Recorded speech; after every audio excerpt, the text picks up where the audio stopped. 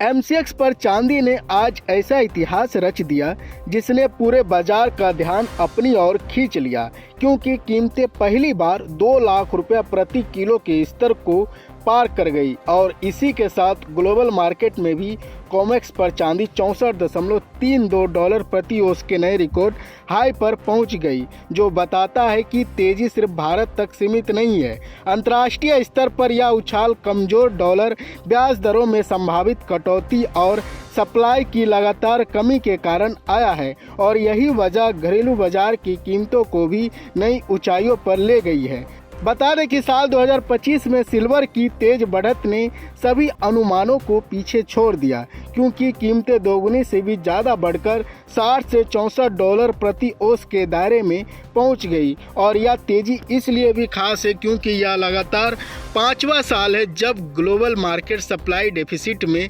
चल रहा है, यानी मांग लगातार बढ़ रही है लेकिन उत्पादन उतनी तेज़ी से नहीं बढ़ पा रहा। हालांकि चांदी ज़्यादातर कॉपर, लेड और जिंक की माइनिंग के साथ बाय प्रोडक्ट के रूप में निकलती है, इसलिए अचानक से आउटपुट बढ़ाना करीब असंभव होता है और यही तंगी कीमतों को ऊपर पकड़कर रखती है। इस बीच इंडस्ट्रियल डिमांड चांदी का नया चेहरा बनकर उभरी है, क्योंकि अब यह सिर्फ ज्वेलरी की धातु नहीं बल्कि ग्रीन और टेक्नोलॉजी सेक्टर की रीढ़ बन चुकी है। सोलर पैनल हो या इलेक्ट्रिक व्हीकल, 5G नेटवर्क हो या सेमीकंडक्टर, हर जगह चांदी की ज़रूरतें तेज़ी से बढ़ रही है और यही तेज़ी डिमांड सप्लाई के अंतर को और बड़ा बना रही है, जिससे कीमतों में लगातार मजबूती देखने को मिल रही है। वहीं घरेलू बाजार में भी यह तेज़ी सिर्फ ग्लोबल ट्रेंड की वजह से नहीं आई, बल्कि रुपये की कमजोरी, कस्टम ड्यूटी और जीएसटी जैसे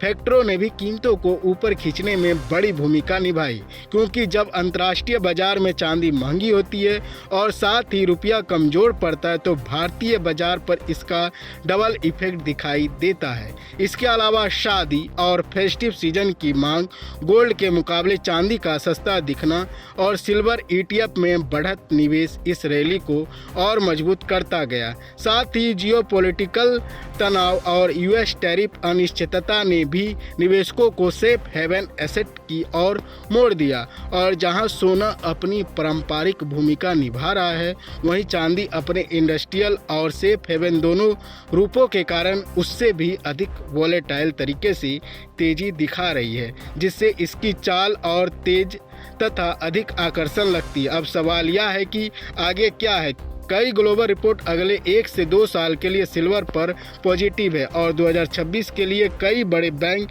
56 से 65 डॉलर प्रति औंस का दायरा मान रहे हैं, जिसका अर्थ भारत के लिए यह है कि अगर रुपया मौजूदा स्तरों को बना रहा है और ग्लोबल कीमतें इस रेंज में रही तो घरेलू कीमतें 1.90 से 2.10 लाख रुपया प्रति किलो के बीच घूम सकती है, यानी चांदी की मौजूदा चमक कुछ समय तक बनी रह सकती है। हालांकि इस चमक के साथ जोखिम भी जुड़ा है, क्योंकि अगर ग्लोबल ग्रोथ अचानक धीमी पड़ गई, इंडस्ट्रियल डिमांड ठंडी हो गई या जियोपॉलिटिक्स में कोई पॉजिटिव सरप्राइज आया तो सिल्वर में 15 से 25% तक की गिरावट संभव है और भारत में यह करेक्शन 30 से 40 हज़ार रुपया प्रति किलो तक पहुंच सकता है। इसलिए निवेशकों के लिए एक्सपर्ट की राय साफ है कि लंबी अवधि की कहानी मजबूत दिखती है, लेकिन शॉर्ट टर्म में तेज उतार चढ़ाव बिल्कुल सामान्य होंगे। इसलिए भारी लेवरेज से बचना, छोटे छोटे ट्रांच में खरीदारी करना और करेक्शन के लिए कैश तैयार रखना ज़्यादा समझदारी भरा कदम रहेगा।